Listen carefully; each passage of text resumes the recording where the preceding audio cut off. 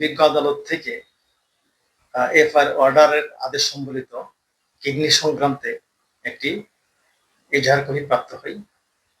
বিজ্ঞ আদালতের নির্দেশনা অনুযায়ী আমরা মামলা রুজু করি। মামলা রুজুর পর আসামি গ্রেপ্তারের জন্য বিভিন্ন জায়গায় অভিযান পরিচালনা করি।